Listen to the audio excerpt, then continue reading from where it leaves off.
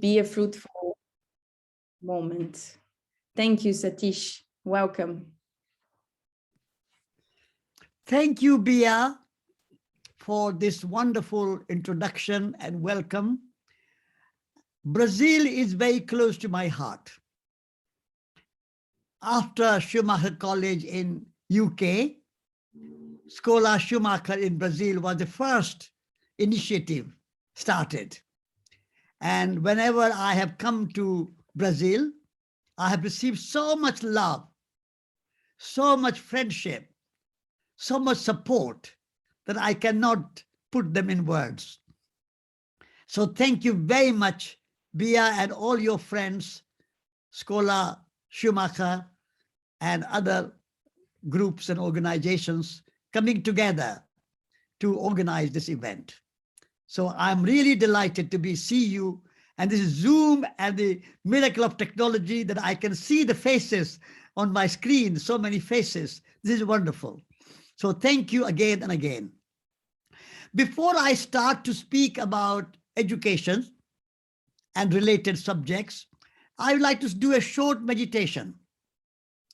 So please bring your both palms together and put your both feet on the floor in a very comfortable way. Sit comfortably.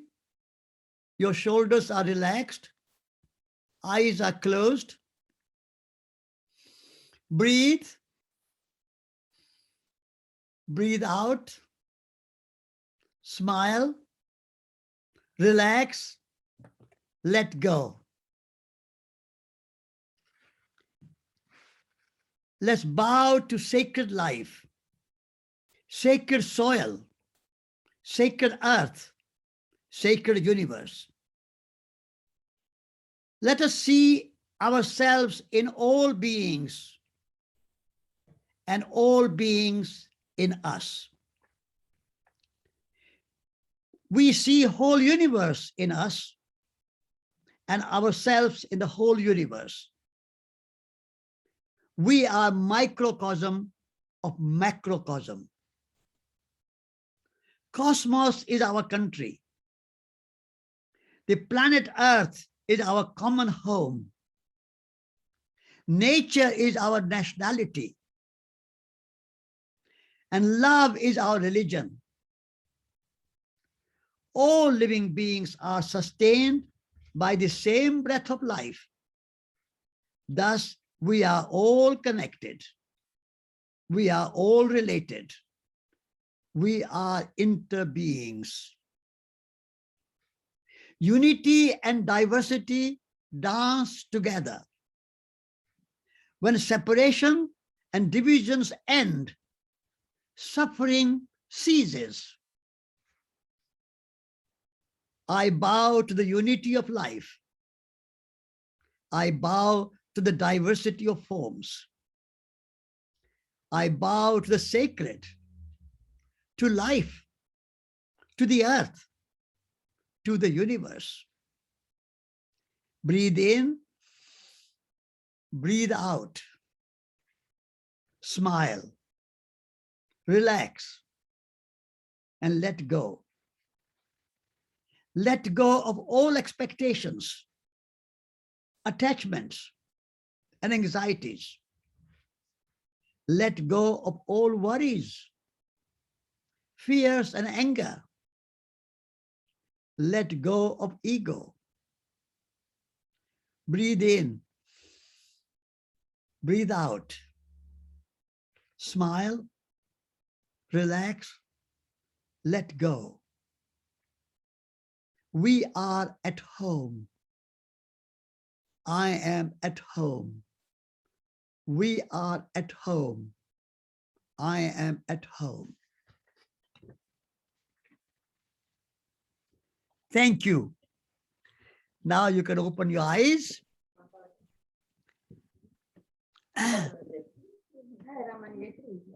Our educational system, which we have today in the world, Brazil, all of South America, North America, Europe, China, India, of Africa, all over the world, there's one kind of education which was designed in the 19th and 20th century. Now we are in 21st century, but we are still practicing the educational system which was designed in the age of economy, when people thought that we have to go out and conquer nature. We have to subjugate nature. Like the British scientist, Francis Bacon, he said, go out and steal the secrets of nature. So that was the idea behind education. The educational system, which was designed in the 19th and 20th century, believed that nature and humans are separate. Nature is out there. The mountains, the forests, the animals, the birds, the oceans, they are nature. And we humans are not nature. So first education was to separate nature and humans. Then, because unless you separate nature, you cannot exploit nature. You cannot subjugate nature. You cannot try to conquer nature.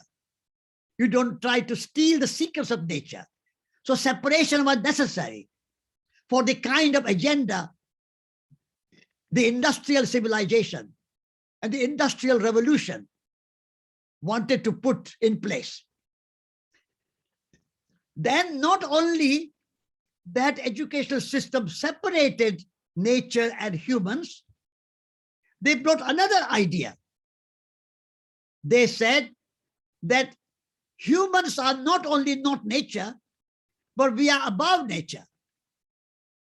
We are superior to nature. And we are better than nature. So it's a kind of idea of superiority of human species. And so we valued nature only as a resource for the economy. Nature is there to turn into our consumer goods. Production, consumption, that was the aim. Economic growth. Now, when they use the word economic growth or the economy had a very different meaning than the true word and the true meaning of the word economy. The word economy is a very beautiful word. It comes from Greek language. And in the Greek wisdom of the Greek philosopher, ekos means home. And home is not only where you have your bedroom, bathroom, kitchen, garden, living room, but entire planet is our home. What we call the earth home. This is our common home. But the 20th century education distorted the meaning of the word economy, and they turned that into money. So what they call the economy is not really economy. It is money-nomy. Money-nomy. And they call it economy. So nature is there only a resource for the economy, which means that nature is only there, the purpose of nature is there only to make money, maximize profit. So nature became a resource for the economy. That was the one biggest problem that education adopted. Not only that, even humans, they divided into, they created separation. The humans, you are clever, educated, intellectual, academics. They were considered superior, higher than anybody who is working on the land, working on agriculture, working on building houses. They are not clever. They are not smart. And therefore, they should be paid less. And these people are also a resource for the economy. So not only nature became a resource for the economy, but also humans became a resource, an instrument of making money. You may have heard in many organizations, all businesses, all industry, all government departments, all corporations, they have HR department, HR. HR means human resources. It's a dreadful word. Humans have been turned into a resource for making money. I want to change in new education the word HR from human resources to human relationship. The new education will make not human resources, but how to maintain good human relationship. So the education system we have today is very much geared towards intellectual, academic, rational, scientific knowledge. When you go to a university or a college or a school, the teacher will look at you. They will think that the student has no body, no hands, no heart, no soul, no spirit, no legs. Student has only brain, no body, just brain. And even not whole brain, because we humans have two sides of the brain, the left hemisphere and the right hemisphere. The left hemisphere is the hemisphere of rationality, methodology, mathematics, calculation, measurement. The right hemisphere of the brain is meaning, spirituality, relationship, intuition. So when you go to university, they think that you have only half brain. They don't teach anything related to right hemisphere of the brain. Only the left hemisphere of the brain. So students have no body and only half brain. Now we are spending billions and billions and billions of dollars and pounds and yens and euros and whatever your Brazilian money is, all that is spent just to train the half brain. What a great waste of human potential and human consciousness. So now we need to change that education. This is why there is a Escola Schumacher in Brazil that Bia and all of you are aware of and working for. And this is why we have Schumacher College in UK. 30 years ago, in 1991, we started Schumacher College in England. And many of you have been. Brazil has been one of the countries from where we have received maybe 500 students until now, more than 500 students. When we run courses, there are always 4 or 5 or 6 people from Brazil. So Brazil has been a great support for Schumacher College. So at Schumacher College, when you come, those of you who have been here, you know, we say that this education, the new education, education fit for the 21st century, education fit for the future, has to be education of whole body, education of head, education of heart, and education of hands. So whole brain, left hemisphere of the brain, right hemisphere of the brain, but also heart, and also hands, and also legs, whole body. So at Schumacher College, we say, we are not only a college or an institution, we are a community. Community of people learning together. And we say the earth and the nature is not a resource for the economy, but nature is life itself. Nature and humans are not separate.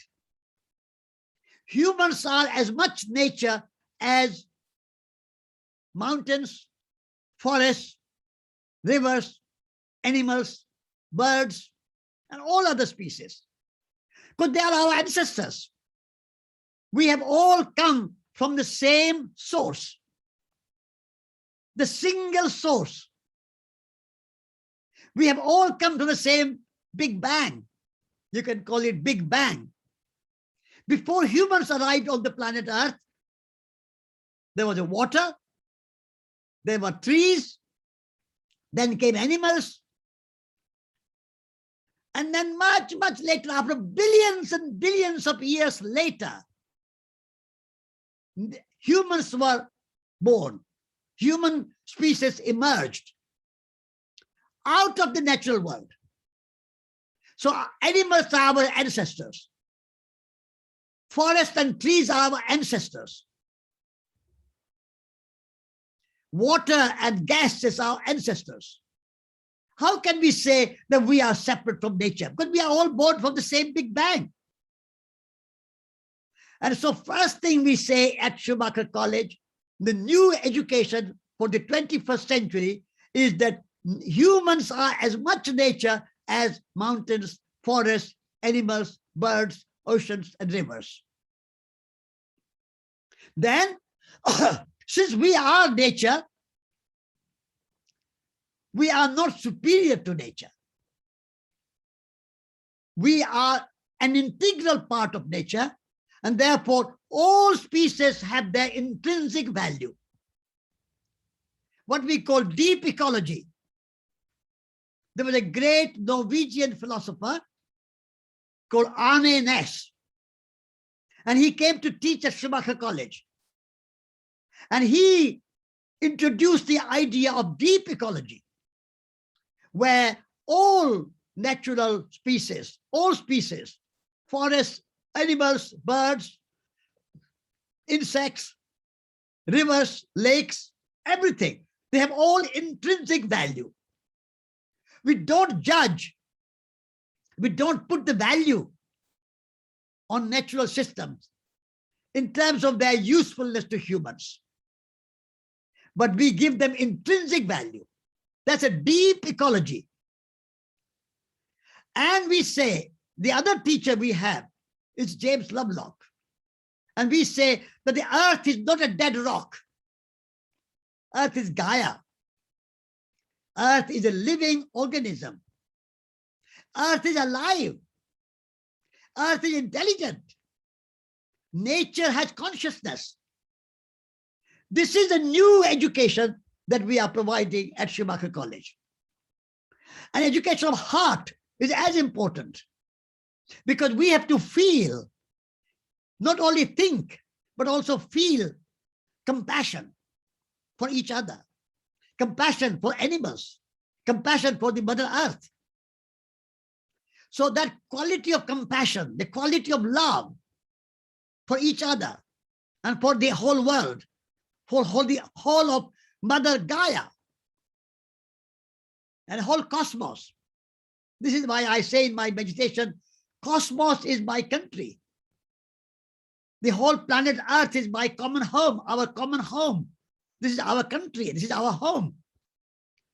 And nature, all living beings are our nationality.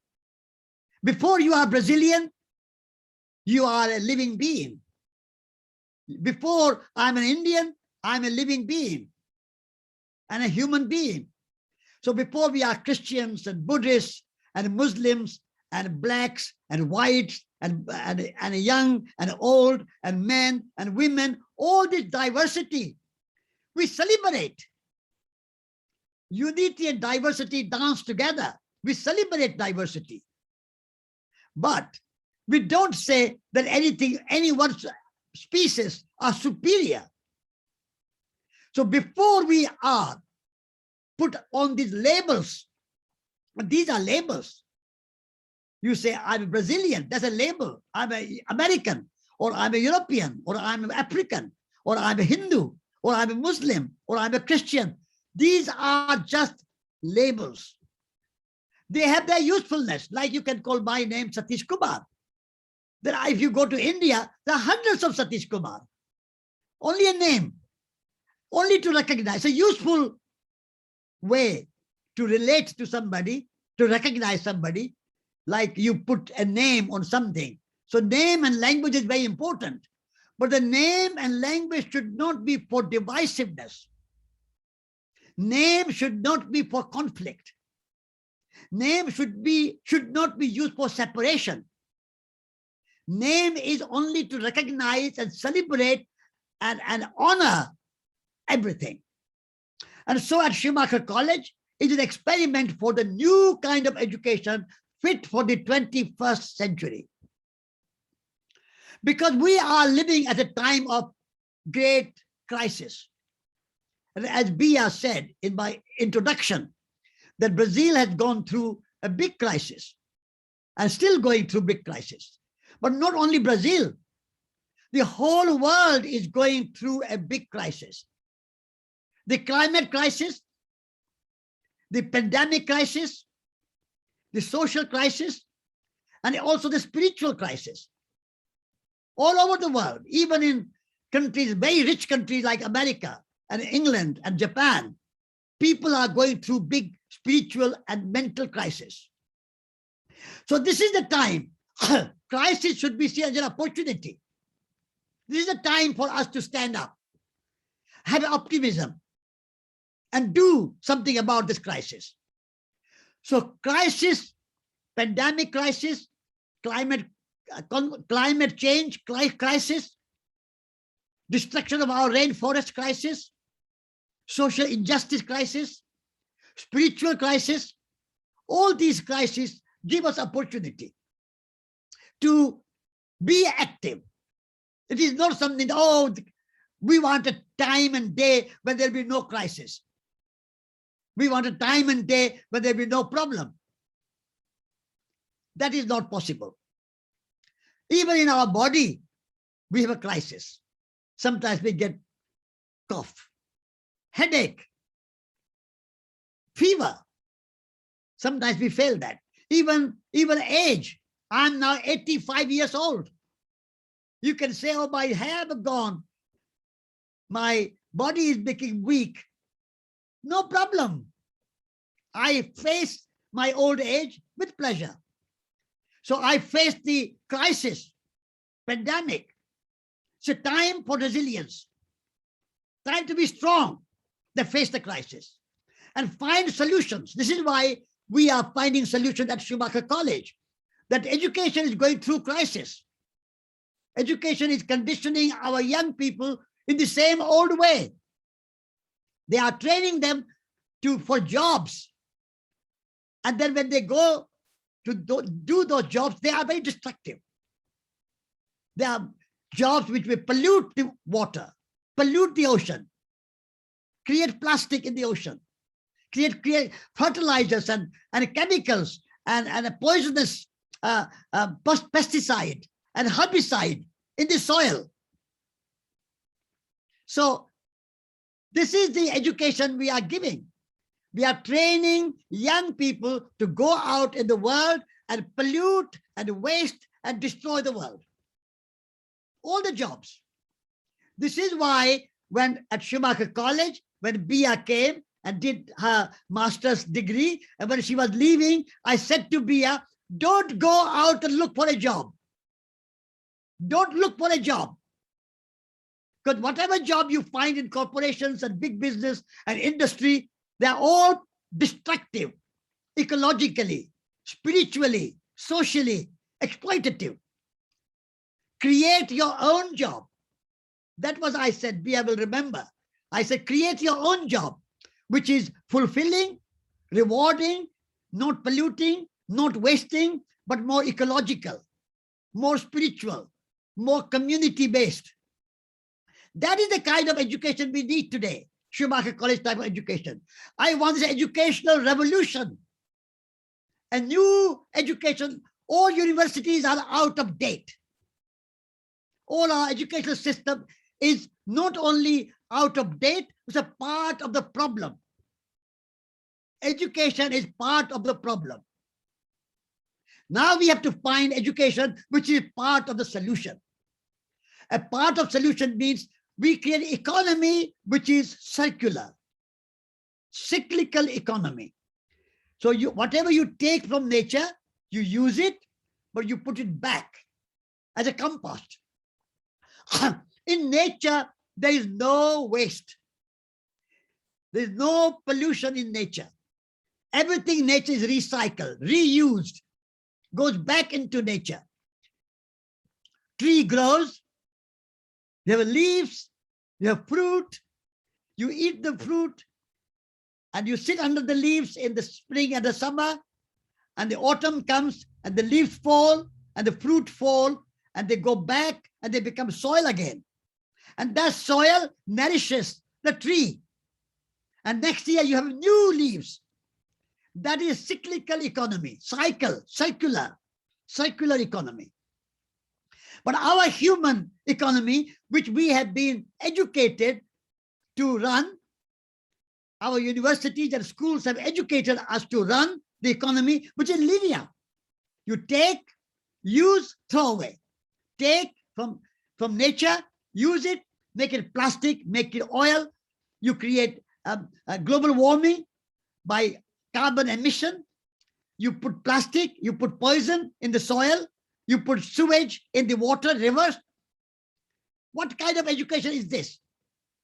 So we need to educate our young people to create a circular economy, not a linear economy, but a circular economy. An economy which is regenerative, not only sustainable, but regenerative economy.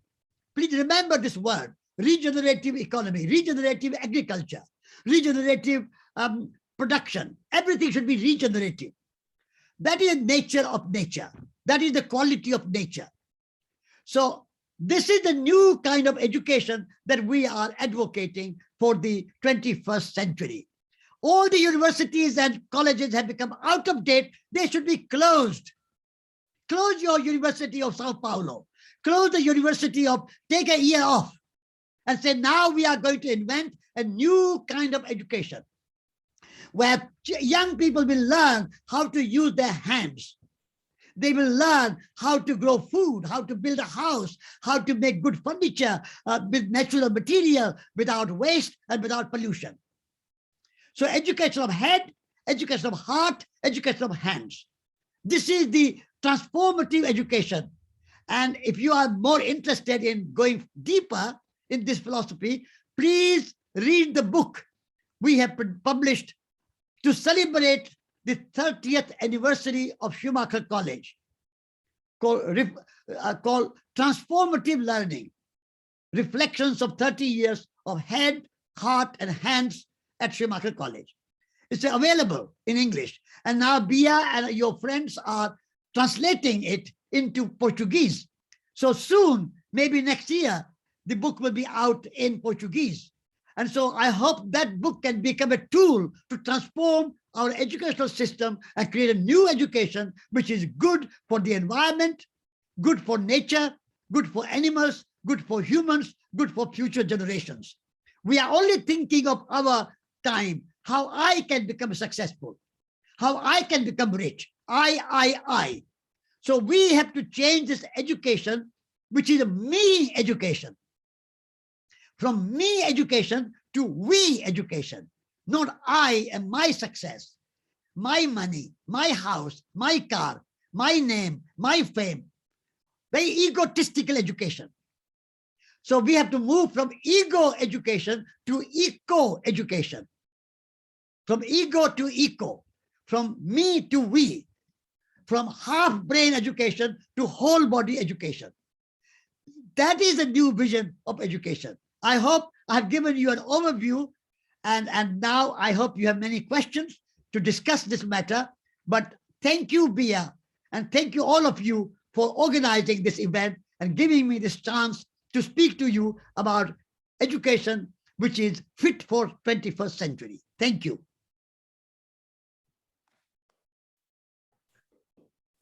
Thank you, Satish. Thank you very much. I wish when I'm 85 that I have 10% of your energy. It's really amazing. Yeah, thanks for speaking not only to our left side of the brain, but the whole brain, the heart. You managed to transpire wisdom and touch our heart. It always warms our heart, your speech. Thank you. Thank you. Okay, any questions? Yes, let me just explain first. In Portuguese. In Portuguese, maybe. Gente, tem um botão, para a gente conseguir organizar, a gente quer muito que cada um que tem uma pergunta possa fazer a pergunta diretamente para o Satish. E como eu falei antes, vocês podem fazer a pergunta em português ou em inglês. Se quiserem fazer em português, eu e o Luiz vamos traduzir para o Satish de volta. Para a gente conseguir só organizar, tem um botãozinho que chama reações. A gente vai pedir para que vocês levantem a mãozinha digital, para a gente poder daí ir nomeando e abrindo os microfones. Bem, vocês vão abrir os microfones, mas vocês possam ir fazendo as perguntas por ali. Tá bom? Eu tenho uma pergunta. Posso começar, Bia? Pode começar. All right, so I'll start with a question, Satish. Yes.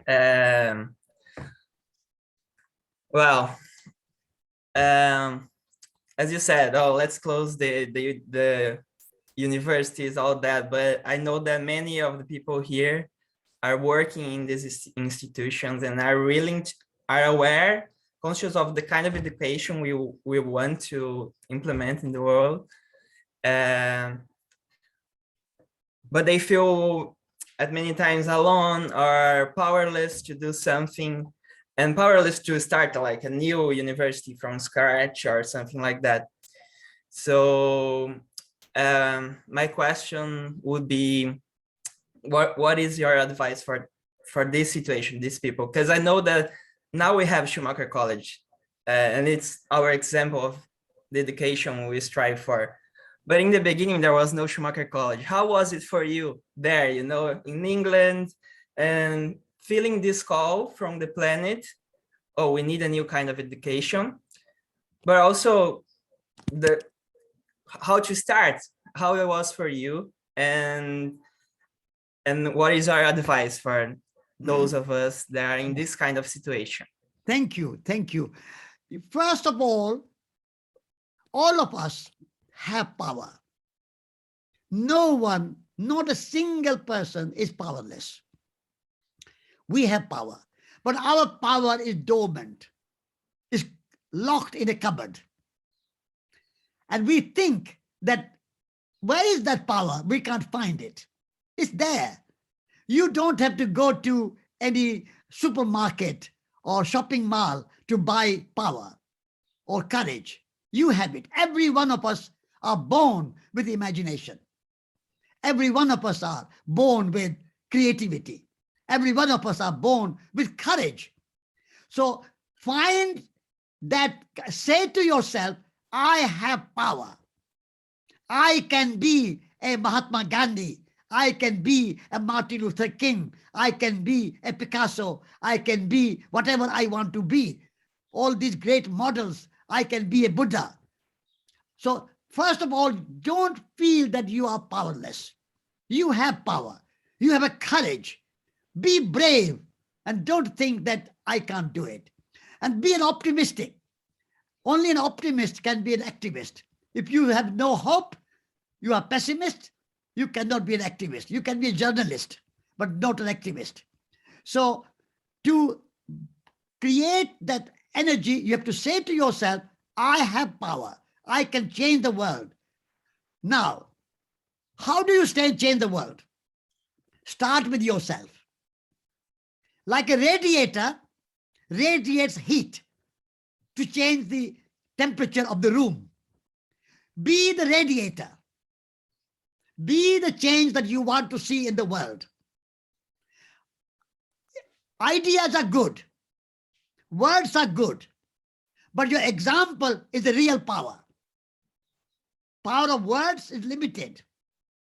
Power of ideas, limited. But power of example is much bigger, much stronger. So be the change yourself and be the example that you want to see in the world. And then for me, Schumacher College, I started at that time, what I have to do is to co-create. And no one person can create everything by herself or himself. You have to work together with other people.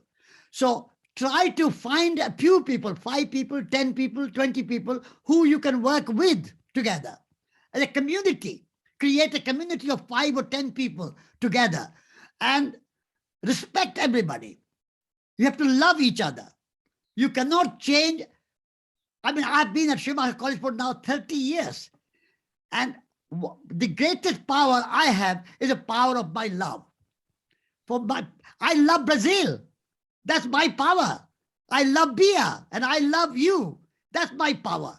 The power of love is the greatest power to create new university. So by loving Dartington, by loving people who were around me and persuading them to start Schumacher College, I was able to persuade them and go together. So use the power of love. That is the greatest power. And you have it. You don't have to buy love from outside. You have it. And the power of your soul, your spirit, and the power of your imagination, use that.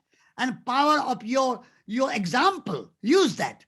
And that's all you can do. You are not dictator of the world.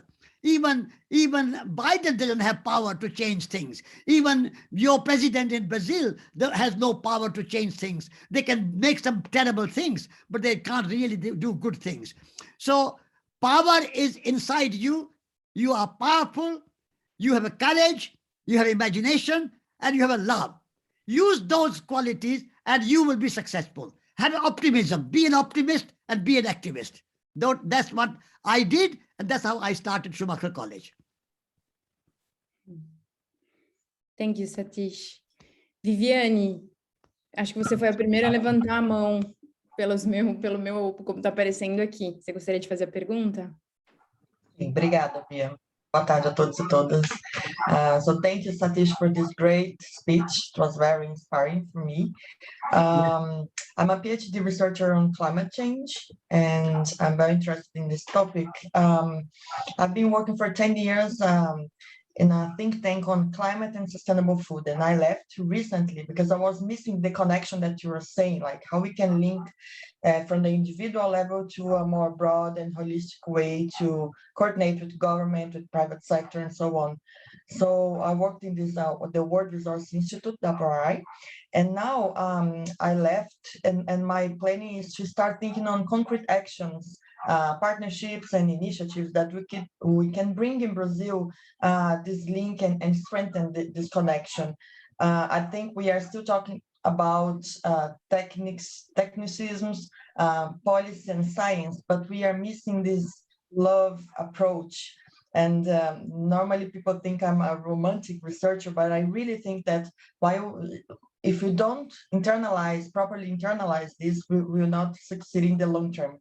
So, for example, the Conference of Parties, the COP26 that was just held in Scotland, which is one of the biggest international environmental conference on climate change, I really think this kind of conversation, this kind of presentation that you are giving to us should be like it's extremely relevant to start feeding these debates.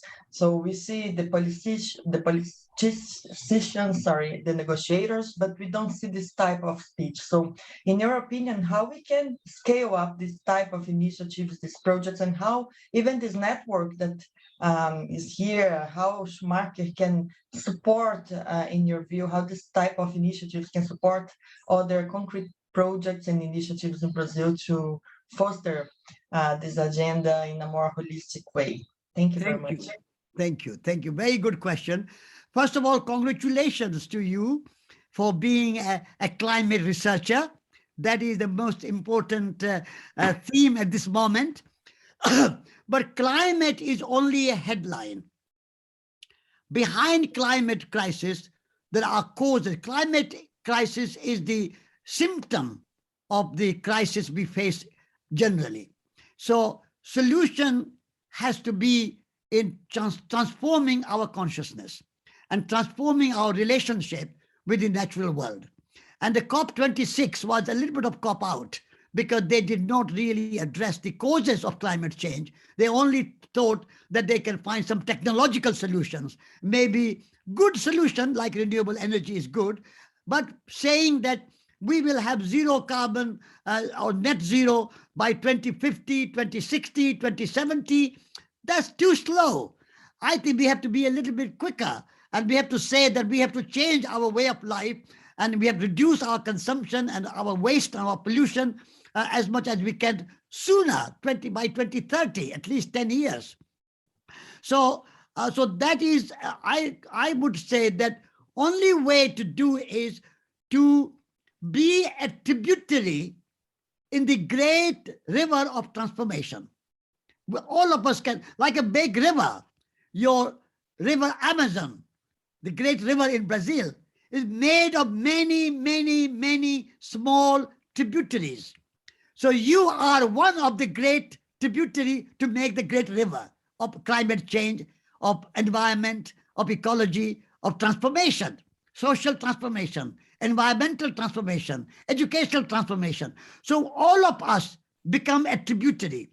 We do not think that I can be the Amazon River by myself. Nobody can be. So Schumacher College is one tributary. Scholar Schumacher in Brazil is one tributary. Your research and your work in climate change is one tributary. And we all put tributaries, we all join together, co-create this big Amazon River of transformation and a change of consciousness. And I think now in Brazil, lots and lots of people are waking up, and lots of people are trying to do different things and learning from our indigenous wisdom and indigenous cultures. That is a very good thing. So honor the indigenous cultures which you have in Amazon forest. I had a great privilege of going in the Amazon forest and meeting some of the indigenous people there. So I would say that you are on the right path. You are doing research on climate change. Good. Be in your life as much as you can an example, and continue your research and join other people, and do not think that you can do on your own single-handedly everything. We all put together to make a big movement, and the big movement is a worldwide movement, is growing. When we started Schumacher College, people did not have such consciousness about climate change, but Glasgow 26 has created a lot of consciousness. And now media, government, business, industry, everybody's talking about climate change, which is new, completely new phenomena. When I was a young man like you, at that time, I was in a small minority of voices. And majority of people thought that, oh, climate, or this solar energy is a kind of madness. Wind power is never going to happen. This idea that we can do without fossil fuel is completely idealistic. That was how people said to me 30, 40 years ago. And now, 1/3 of energy in Britain is coming from renewable sources. And all over the world, people are going for wind power and solar power and water power. So there is a big change happening. So we should take the positive change to our heart and do our best every day. Be the tributary in this great river of transformation, the great river of ecological movement. That's all you can do. Be the change, be the radiator, and that's all you can do. Thank you very Next much. question. Next question. Nelly, você que está aparecendo aqui na minha ordem. Obrigada, Bia. Satish, first of all, I would like to say I love you so much. And my question is, how can we include the technology in this kind of education, if it's possible? Yes. We have to have a technology. Technology has a solution. Technology has a place, like solar energy, wind energy, water energy, also how we do agriculture in a new way. Permaculture is a kind of technology. Agroecology is a kind of technology. So ideas and technology has a place. But technology is not enough. Technology has its limit. We need also our consciousness and our attitude towards nature and our thinking that nature is finite and resources, we call resources, material things are finite. Time is infinite. Do not try to save time, but save energy. If you, at the moment, our technology is all geared towards saving time. But time is infinite. When God made time, he or she made plenty of it. There is no shortage of time. So we must not think of technology to save time. Save energy.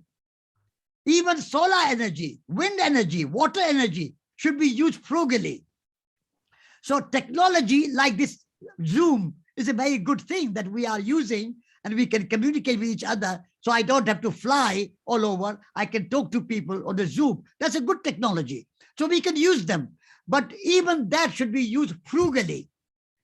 And not at the moment we are using too much waste of energy. We live on energy. We live on a kind of chargers or something like that all the time. So we must have a frugality as a part of our system. So technology has a place, and technology will always be invented, but our attitude to nature should be changed, and we must not save energy. We must not save time, but save energy. Take time. I walked from India to America. It took 2.5 years. I could have walked in 20 hours or 18 hours from India to America. But 2.5 years walking to America was better than flying to America. And so use your legs, use your hands, make things with your hands. Don't always think of using tools and energy and technology. Your thinking and your mind is also important technology. Your imagination is a technology. So use those, and then I think we can live. There's abundant, nature is abundant. You plant one seed in the ground, it gives you 1,000 fruit. So nature is not limited. Nature is abundant. But our waste and our pollution and our lack of frugality creates this scarcity. So in order to have abundance, you have to be frugal. This is a kind of paradox that we have to practice, a paradox. Nature is abundant if we are frugal. There's enough in the world for everybody's need, but not enough for anybody's greed.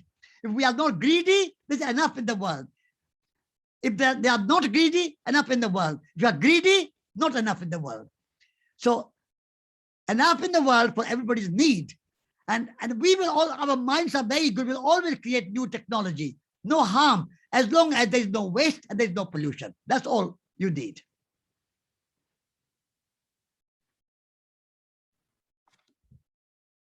Giovana, traga sua voz.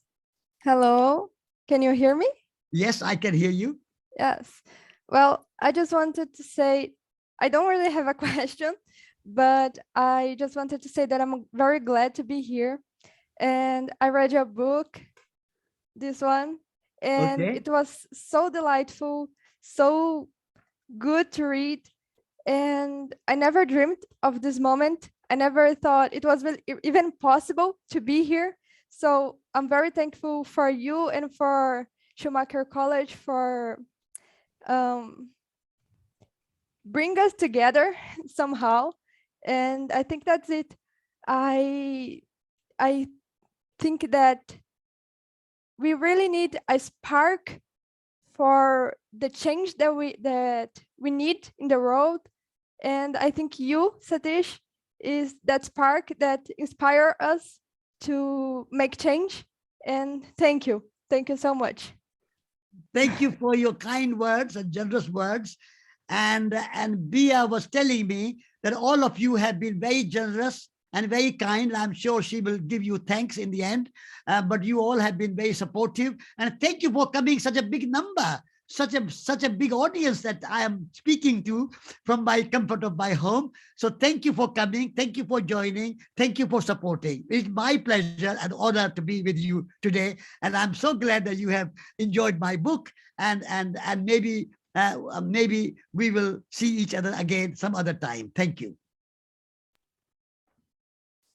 Thank you, Giovanna. I think just to say that I think what you brought attention to, for me, is so fundamental in a moment like this that we are living, that it's also not all about practicalities. And of course, we have to act and we have to respond to the climate, to all of this crisis, but how important it is also to slow down. And I think your gesture, Giovanna, now is for me acknowledging the importance of being together in a moment like this. Yes. Thank you very much. Thank you. Thank you. Luiz, quer fazer sua pergunta? Luiz Sérgio. Oi. Gente, obrigado pelo espaço primeiro. Eu vou falar em português e aí alguém traduza, por favor. So, Pode Satish, hi, I will ask in Portuguese, then somebody will translate for me. Thank you. That's fine. That's fine. Yeah. Eu tenho um projeto de educação regenerativa que se chama Reaprendiz, e eu decidi não ir para a faculdade e eu faço uma pesquisa independente em educação do futuro e comunidades intencionais. Nisso, eu também comunico muito sobre educação regenerativa e comunidades. E critico o sistema educacional. O que muitas vezes acontece é as pessoas que escutam levam para um lado polarizado e me questionam em relação à importância institucional das escolas e das faculdades hoje em dia. Então, eu queria perguntar para o Satish se, apesar de termos essa energia contra o sistema, mas o que ele vê que hoje as instituições formais de educação conseguem prover de positivo para o mundo. Se ele consegue ver que tem alguma coisa positiva, porque eu vejo que as instituições escolares têm um papel de cuidado social, por exemplo, em jovens de vulnerabilidade social, em alguns casos. Então, espero que tenha ficado simples de traduzir. Yes. All right. I'll try my best. So Luis, he has a project called Reaprendiz, which is a project on regenerative education. So he decided not to go into traditional university and explore this path by himself and also communicating it. And in doing so, he gets a lot of responses from people that probably who work with the current educational system, who kind of polarize and say, come on, you can't say that you're against the system because it still has some important roles, social roles that the current educational system still has and are important. And probably even he agrees with these roles, like social security, social care, and things like that. So he's asking, what do you see about that, about these roles of the current education system and this paradox of having to change it, but also recognizing that they are still important in some roles. Yes. Obrigado. What I would suggest that if you are in a university, start a garden. I was invited to be a visiting professor in an American university for 2 months. I said to them, I will come if you provide a garden. I would like my students to have a garden while I'm teaching them. And they gave me a garden. Then I said, I would like to have a house where the students and I can cook together. And they provided me a kitchen. So if you have an educational system today, say 1 day a week, you will be not in the classroom in your university, but you will be out in nature, walking in the forest, in the hills, by the river, in the Amazon, wherever you are, go out in nature 1 day a week. Nature is a greater teacher than any human teacher. Nature is a greater teacher than any computers. Nature is a greater teacher than any other book. So go out in nature and learn from nature. That is, even in the university, you can do it now. You don't have to wait for tomorrow. You don't have to create a new Schumacher College. You can transform your university today. You can say that every school should be going once or twice a year to a farm where children can help harvesting, children can help haymaking, children can help picking strawberries or apples or something, whatever harvest is happening. So children should be allowed to make something with their own hands. Only intellectual education cannot be sufficient. So even in the existing universities, existing framework, you can begin to make some changes. If you can do that, then you are making step in the right direction. But unless we make some changes and bring nature in our life and bring connection with nature, I think we are going to suffer from our not only climate change and the pollution and the waste, but also mental problems. People will not be happy if we are not connected with nature. Even for our own personal well-being, we need to connect ourselves with nature. Nature is our teacher. Humans' teachers are good. Books are good, okay. But nature is greater teacher. So go out in nature, even in existing universities, and you can transform your life, and you can and then make everything in your university more natural, minimal waste and minimal pollution, and more natural wood, natural soil, natural plant, natural food, natural medicine. Even within existing universities, you can bring about some changes already.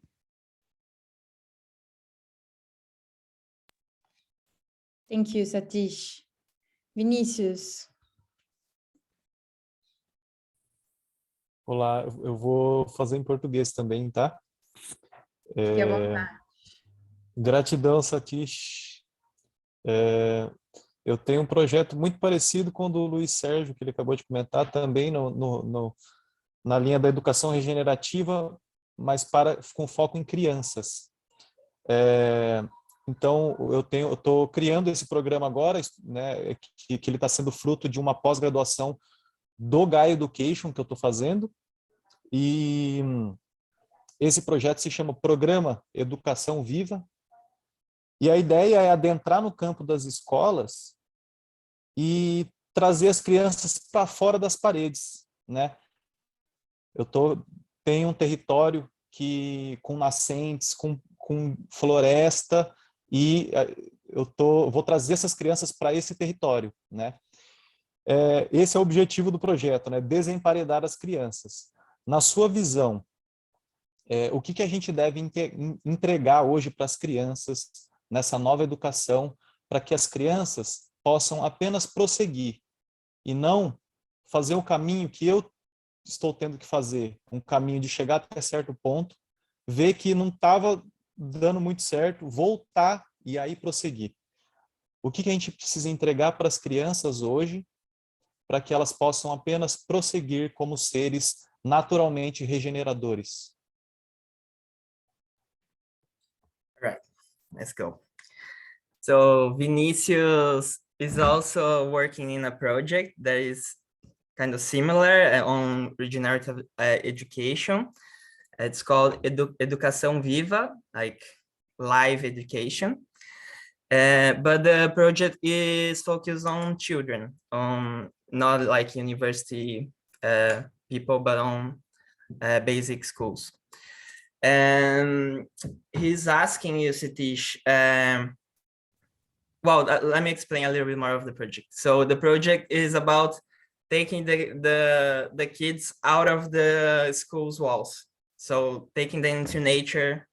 There is a place with like springs and forests that they're taking them, well, something like that. And he's asking you about what do you see about what we have to deliver to the children, to this education for the children, in order for them not to have to go through this path that both Vinicius and Luis and all of us did, of going through in a direction to our education, then having to make a turn. So what do you see that we have to deliver to the children in this education, that they go already in this direction of being regenerative beings and something like that? That's very good, very good, very good. First of all, congratulations on creating such a school where children are connecting with nature. Education is not only when you are young, from school age to university. Education is a lifelong process. Education is, I am learning all the time. I'm 85 and I'm still a student. When young people come to Schumacher College, I'm teaching them, but I also say, I'm learning from you. So first of all, do not think that education is only when you are young. Education is a lifelong process. Number two, teach your children practical skills of livelihood. Teach them how to grow food, how to build a house, how to make furniture, how to do pottery, some skill. So the making becomes part of them. At the moment, our society look at young people and they want to make them consumers. Your job is not to make your students consumers. Make them makers. What can you... Making is not only to earn money. Making is for fulfillment, for joy. When you make a pot, when you make a furniture, I'm sitting on this chair. This chair was made by a student at Schumacher College. And he gave it to me as a present.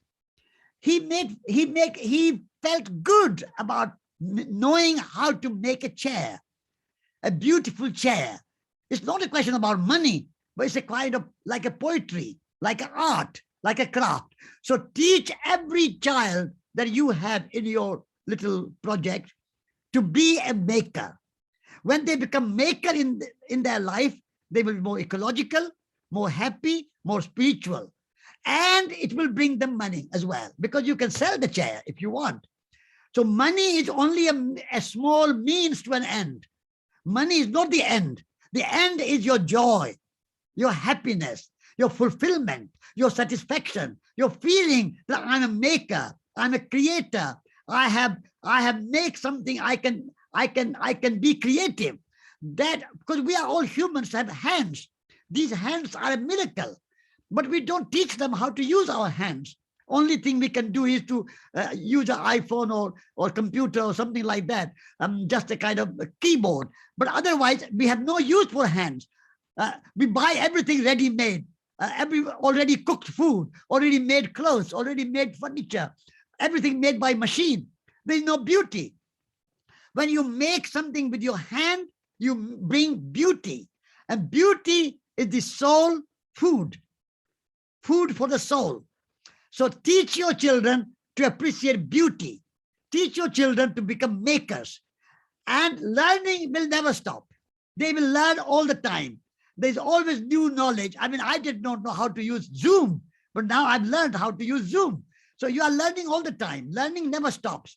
But learning to make something is a very wonderful thing. Be a potter, be a furniture maker, be a builder, be a gardener, be a chef, be a cook, be something so that you are making something. Be a poet, be an artist, be a painter, be a dancer, be a singer. Do something which you are making. That is the real thing that you can teach your children. But congratulations, what you are doing. That's wonderful to hear that you have created a new school like that. Thank you. Vivi Tavares. Thank you. Hi, Satish. It's a pleasure to be here, just a Zoom away from you. Yes.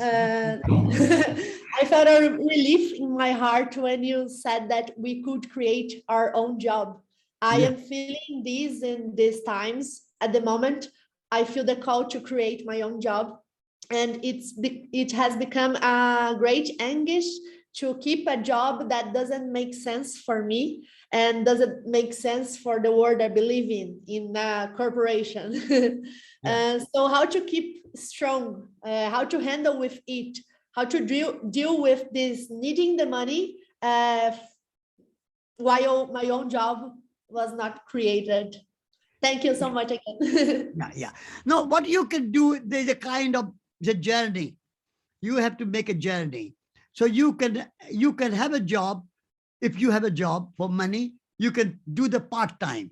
You can say, I'll have a job for money for 2 days a week. Then 3 days a week, I'll create my own shop, or I'll create my own restaurant, or I will make something beautiful which I can sell, or something. So you can make a transition from job, not immediately you jump into no job, but from 5 days a week to 4 days a week, to 3 days a week, to 2 days a week. And then at the same time, you build your own job, creative job. You can be a writer, you can be a poet, you can be a painter, you can be a dancer, you can be a musician, you can be a gardener, you can be a cook, you can be a furniture maker, you can be a potter, you can be hundreds of things there are. You ask yourself, what is it which will make me happy doing something? What will make me happy? Your happiness is your birthright. You don't want to waste your life doing something which doesn't make you happy. You are very precious. Your life is very precious. Your time is very precious. So do only what you love doing. Do only what will make you happy doing.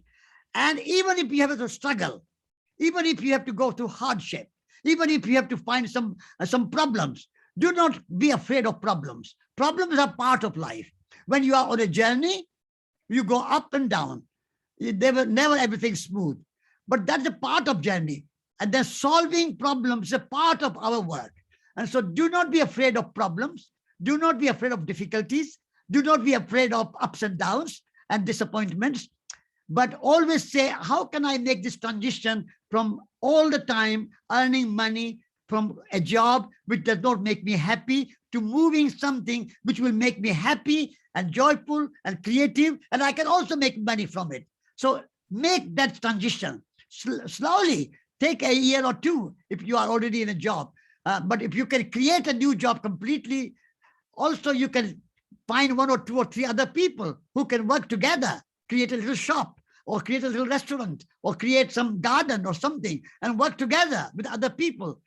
If you have will, you will find a way. You need a courage. You need confidence in yourself. Always say to yourself, I have power to change my life.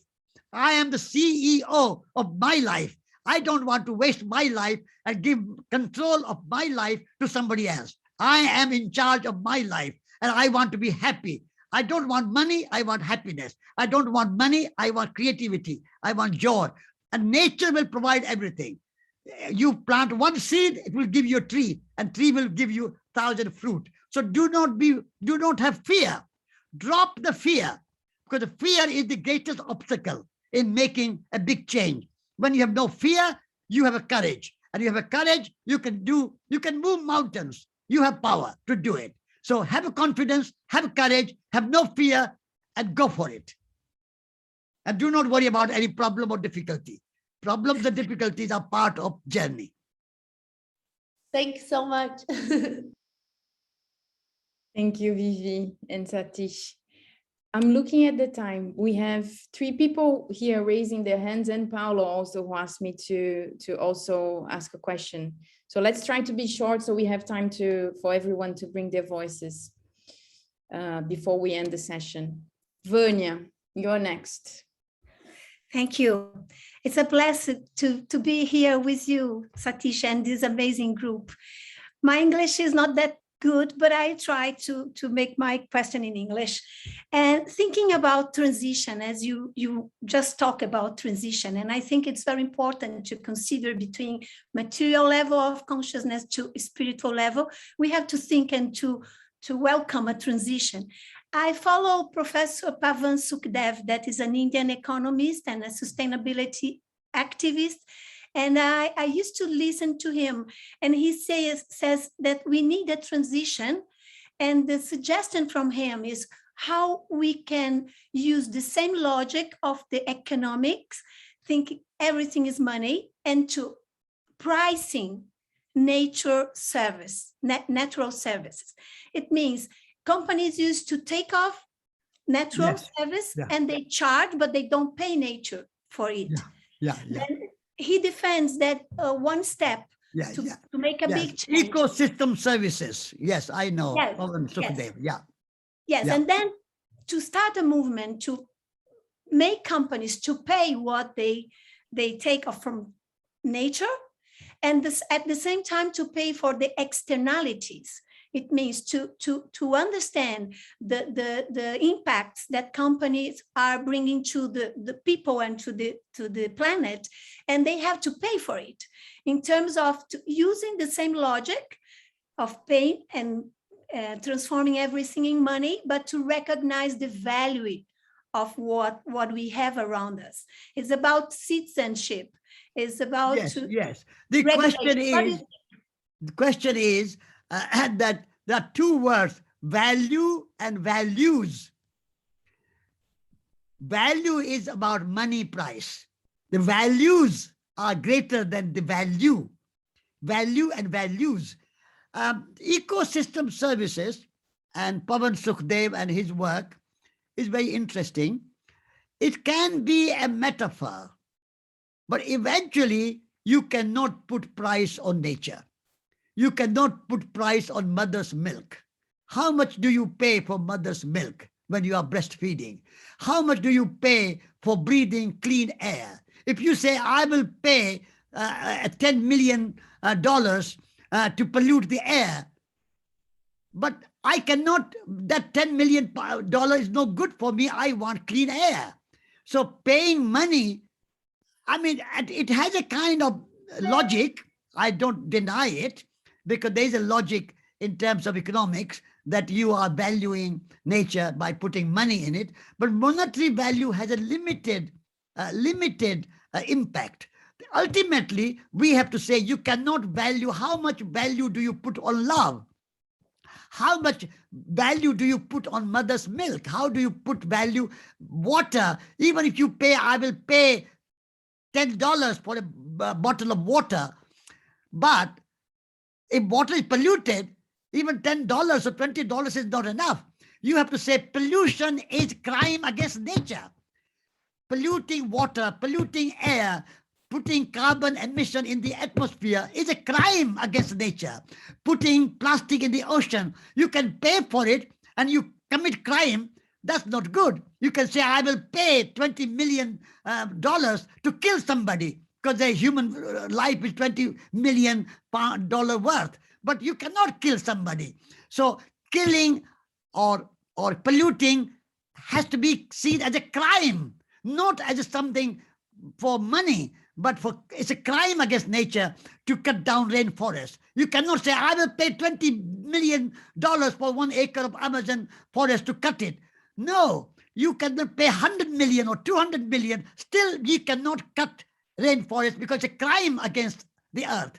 So we have to take these things as a crime and not against something that you can buy or sell. Nature is sacred and we cannot pollute nature. Like mother's milk is sacred. You cannot pay mother, I pay you mother for this money so that I can have your milk.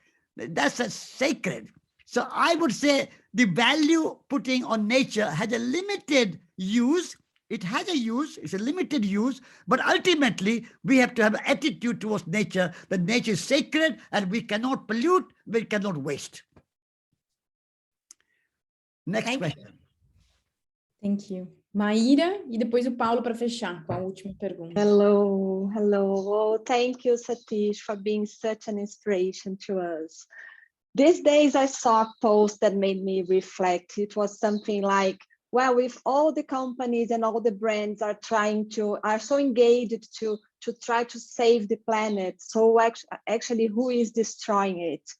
And I work for a big corporation and I see myself as a change agent and trying to, hack the system. I really believe in the whole body education, that we need to access all the parts of ourselves to be able to act different in such a urgency that we need to make the changes. But it's quite of a challenge to access people's hearts in big corporations.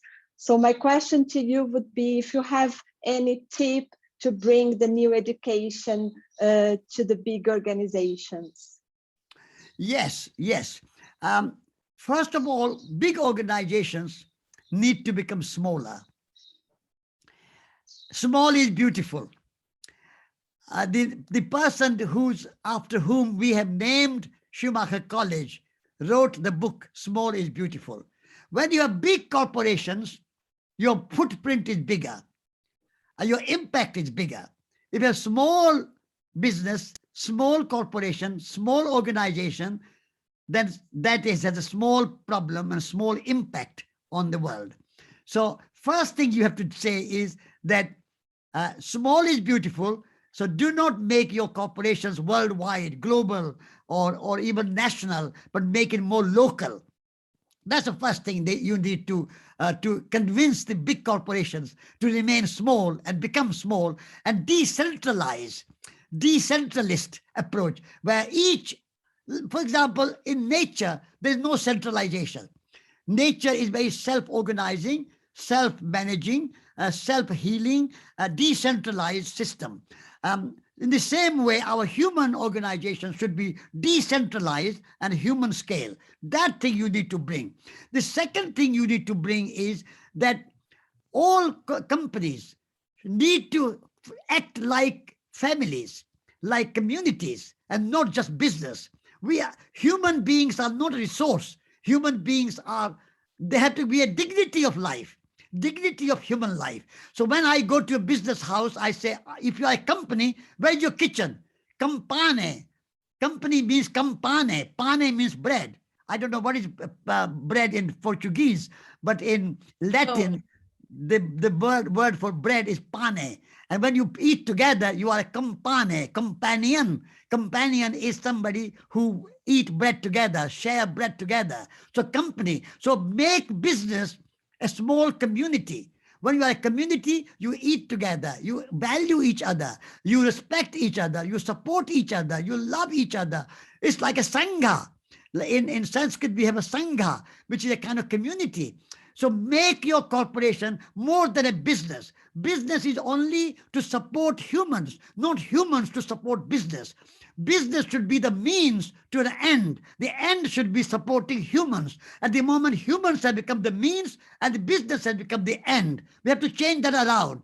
Business should be the means and human well-being, human community, human happiness, that should be the end. So if you become a company, truly share the bread together, have kitchen together, have lunch together, have meditation together, or you walk together and do business as well together. That way you can transform a big company, a big corporation into a human corporation and a human scale and And a corporation should work as if people matter, rather than just money matter, rather than just profit matter.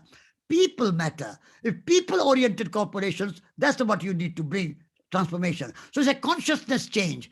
You have to bring that consciousness, that attitude, that people comes first, business is in the service of people, and business and people are in the service of nature and the earth. If you have that consciousness, then big corporation can be transformed.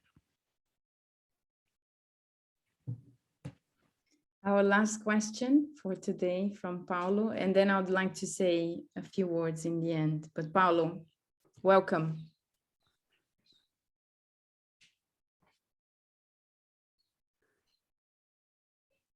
I cannot hear. Você tá no mudo, Paulo? Acho que precisa te... Aí. Pronto, já posso, né? Então, fica evidente que a gente não realiza nada, não pode fazer nada, sem haver relacionamento e convivência, porque somos parte, né? Então, eu queria solicitar, Satish, que coloque como ele sente esse momento dessa pandemia, chamada pandemia, onde que induz a individualidade, né?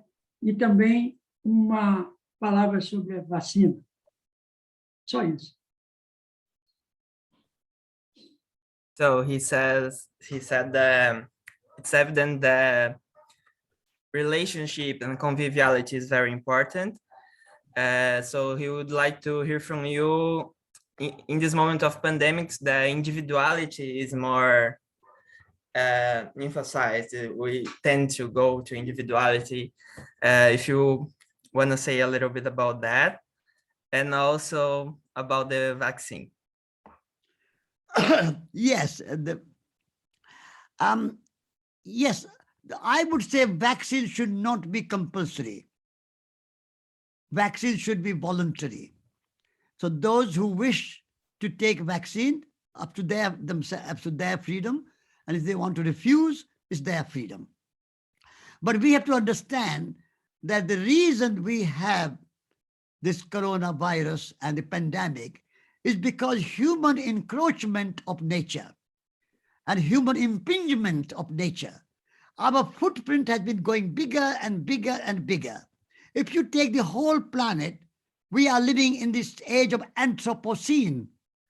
Anthropocene means that if you put human numbers, 8 billion people, then there are all the cities and the roads, railways, airports, seaports, and all the animals which humans use, dogs, cats, cows, pigs, chickens, horses. Our footprint on planet Earth is so big that the wild viruses of the wild has come into the food chain, and that has spread in a pandemic. So one of the reasons that we have this COVID crisis is because of human relationship with natural world is not healthy. So we need to repair our relationship with the natural world and have a limited footprint and allow wildlife to flourish in its own right. We should not bring this end of nature and everything human controlled, human dominated, and human organized. So that is the reason that we need to address the pandemic with a bigger picture, not just vaccine. Climate change has no vaccine. The pollution has no vaccine. The waste has no vaccine. The oceans full of plastic has no vaccine. So vaccine is only a kind of small solution to a very short-term solution. In the long term, we have to think of our relations with the natural world to be healthy and not so impingement and encroachment of the wild that the wild disappears and everything becomes controlled and organized by humans. That has to change. And so vaccine is not really a solution, but for a short term, those who want to take vaccine, they have to take. But in the long term, we also have to think about spiritual, how we can be more frugal, but also how we can remain happy, enjoy our life with meditation, with singing, with dancing, with family, with friendship. These values give us more happiness than just more industry, more money, more roads, more motorways, more ships, more airports, more shopping malls, more cities. Those don't make you happy. Happiness comes from art, craft, culture, family, friendship. All these things have to be brought back, the value of human life. So I think the vaccination is only a very temporary, small, short-term solution. In the long term, we have to repair our relations with the planet Earth. That is the way to go. Thank you. Thank you. Thank you, Satish. I will speak a little bit of Portuguese and then I'll go back to you, Satish. But okay. Dá respiro para a Fernanda também. Eu queria agradecer muito cada um de vocês que trouxeram suas vozes também. As pessoas começaram a comentar no chat.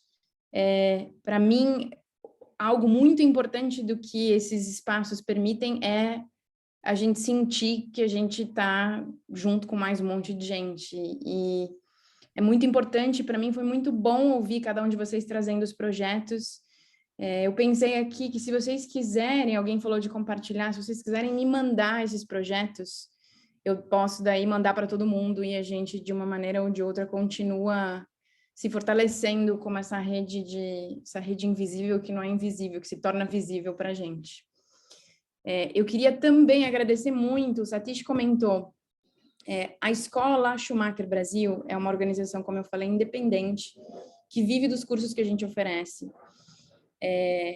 É uma organização brasileira e que se orgulha muito disso, como eu falei, e a gente abre espaços como esse com muito amor e trazendo o Satish, que é uma pessoa que a gente ama, e esse espaço também é para a gente uma ocasião muito importante da gente conseguir recursos para continuar oferecendo o que a gente oferece. Então, muitos de vocês foram extremamente generosos nas contribuições e eu queria muito agradecer, porque é um gesto, a gente põe essa opção e a gente sempre tenta ao máximo oferecer um range para que as pessoas consigam realmente entender o que faz sentido para elas de contribuição nesse momento, e quanto mais gente ajuda, mais a gente consegue oferecer de bolsas. Então, eu queria só tornar isso visível também, que isso acaba sendo parte do processo, mas fica, né, cada um na sua escolha pessoal, mas assim, foram muito generosos. Eu falei para o Satish, assim, isso vai nos ajudar bastante a continuar fazendo o que a gente faz.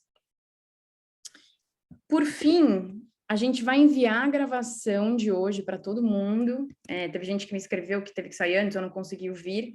Amanhã a gente tem esse convite, eu e o Luiz Gabriel vamos anfitriar uma sessão que é uma continuação dessa conversa, para a gente continuar trocando, fazendo sentido, trazendo o que está vivo e continuar tecendo juntos como rede. No sábado, a gente tem um encontro presencial, que eu vou reforçar o convite aqui também, para quem quiser participar. A gente vai estar em 4 cidades pela primeira vez em quase 2 anos de pandemia, presencialmente, fazendo um encontro bastante informal, uma roda de conversa, em Florianópolis, em Belo Horizonte, em São Paulo e em Brasília. Se vocês, por acaso, morarem em um desses lugares, mandem um e-mail, posso mandar também para vocês, para estar junto com a gente pessoalmente. Em São Paulo, viu que alguém mandou, vai ser no Vila Lobos. Mais alguma coisa? Não. Eu vou... e o livro que o Satish mencionou, importantíssimo, assim, a Fernanda que está aqui, o Luiz e a Maria Eugênia estão trabalhando há alguns meses já para a gente conseguir viabilizar a tradução desse livro para o português. É um livro que celebra os 30 anos de Schumacher, que tem muito dos aprendizados desses 30 anos. Então, se tudo caminhar bem, no ano que vem a gente tem esse livro aqui lançado em português, o que nos deixa bastante feliz também.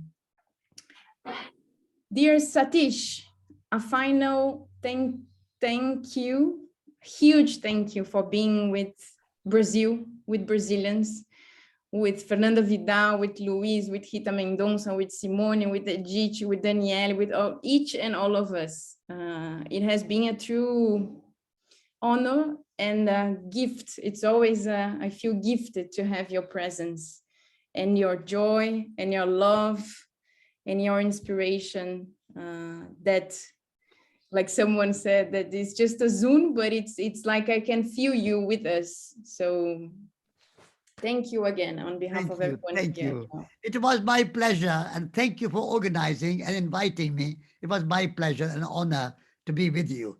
And all the best, and may Brazil flourish, and may it come out of all the problems, and may it blossom, and may you all make your contribution for the well-being of Brazil and well-being of planet Earth. Thank you.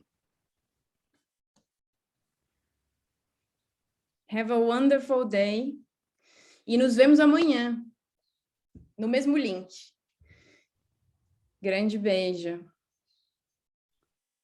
Okay, bye-bye.